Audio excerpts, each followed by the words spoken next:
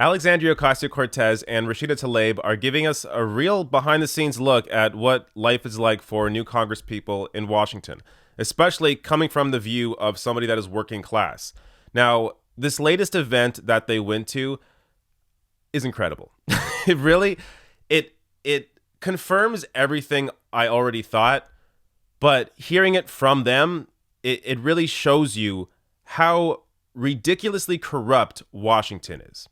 So let me show you what this was. This was on Thursday called the Harvard Bipartisan Forum, and both Ocasio-Cortez and Rashida Tlaib gave a serious, scathing critique of this. So first, here's Ocasio-Cortez. Right now, freshman members of Congress are at a bipartisan orientation with briefings on issues. Invited panelists offer insights to inform new Congress members' views as they prepare to legislate. Number of corporate CEOs we've listened to here? 4. Number of labor leaders? 0. Our bipartisan congressional orientation is co-hosted by a corporate lobbyist group. Other members have quietly expressed to me their concern that this wasn't told to us in advance.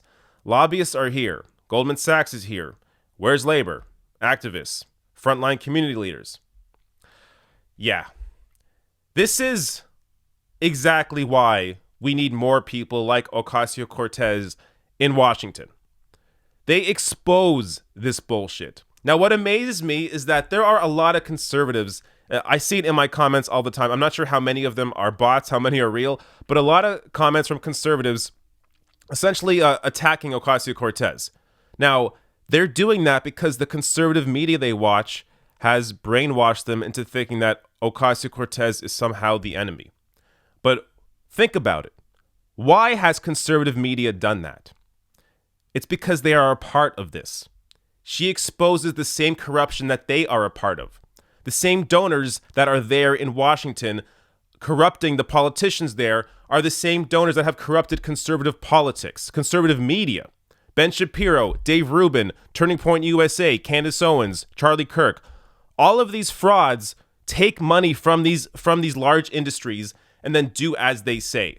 So of course they're going to go after Ocasio-Cortez because she exposes that corruption. Now, name me any Republican in Washington that does this, that doesn't take any corporate money, that only takes small individual donations, that is a voice for the people and exposes the corruption in Washington from day one. Name me any Republican in Washington doing what Ocasio-Cortez or Rashida Tlaib are doing. You can't, because there isn't one.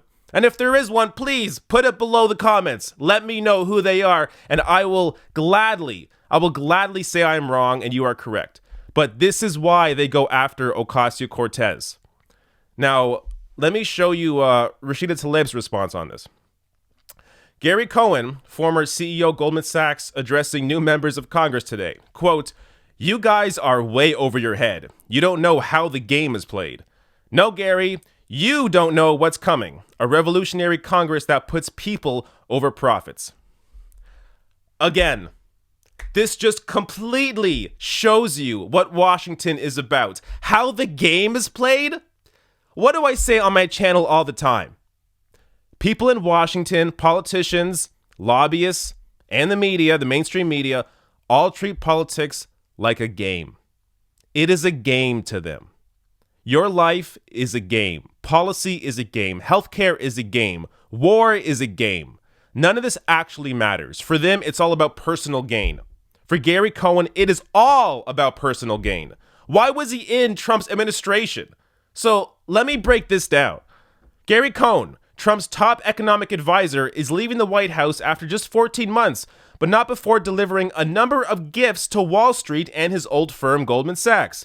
That list starts with the 40% cut in corporate income tax that Cohen, along with Treasury Secretary Steve Mnuchin, championed. The sweeping tax overhaul finalized by Congress late last year cuts the corporate tax rate from 35% to 21%. For Goldman, that translates into a tax savings of around $1 billion a year. Now, who picks up that tab?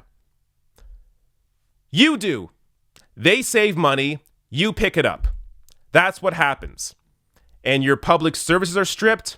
Healthcare is stripped. Everything gets stripped down to the bone because these fucktards want to make more money for themselves. And conservative media is out there trying to demonize people like Ocasio-Cortez and Rashida Tlaib for exposing that corruption. More on this from about Gary Cohn. The same bill that slashed taxes on corporations and the very wealthy allows these firms to bring that cash back to the United States without incurring huge tax bills. Companies bringing that money home won't have to pay the 35% tax rate in place when that money was earned, or even the reduced 21% rate, but a steeply discounted 15.5%, a huge gift for tech firms such as Cisco, Qualcomm, and Apple. Apple had $252 billion in cash abroad as of the end of last year, and is now poised to save nearly $50 billion as it brings that money home. Again, the people in Washington, the corporations in Washington, the well-connected in Washington, these people are stealing from you, and they're laughing behind your fucking back because they pay people like Ben Shapiro and Dave Rubin to fucking lie to your faces about who the enemy is. It's unbelievable. The corruption is right here. And thank God we have at least a few people in Washington exposing that. Now, one more thing. How exactly are they going to change the system? So it's one thing to expose what the problem is, but how can someone like Ocasio-Cortez, for example, actually try and change things? Well, here's a start. Ocasio-Cortez gunning for a powerful committee, setting up showdown with Long Island Democrat. Alexandria Ocasio-Cortez is making a push for a seat on the powerful House Ways and Means Committee, according to people familiar with her decision. It's a panel whose jurisdiction over taxes and revenue puts most of the economy within its mandate. Any major piece of legislation, whether it's Medicare for All, a Green New Deal, or free public college, would involve some level of revenue, putting it squarely in the domain of Ways and Means, which makes it a key spot for a legislator looking to have an impact. Ocasio-Cortez is routinely asked how she plans to pay for her aggressive economic agenda, and the first answer begins with securing a spot on the House's key tax writing committee. So, look, this is just the beginning. Now, she might not get the spot, and that's fine. There'll be a chance in the future. But understand that right now, this is how it starts. They're already within the walls. I mean, they're in Washington. They're going to be in Congress. This is the beginning. They are already exposing the corruption during orientation. It's going to continue. They are not going to let up on this.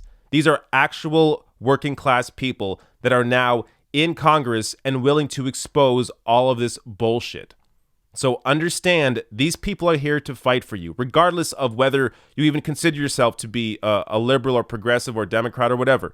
They are here fighting for the best interests of people over profits. So understand, I don't care who has told you or what you've heard about Ocasio-Cortez, who has brainwashed you to think that she is somehow the enemy. This is someone that took no big money to get into Congress. She defeated a top Democrat in the House. Washington is afraid of her, which means that the people should love her.